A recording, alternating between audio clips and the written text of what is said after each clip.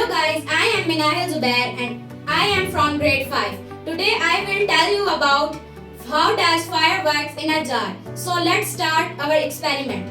We need oil, water and food colors.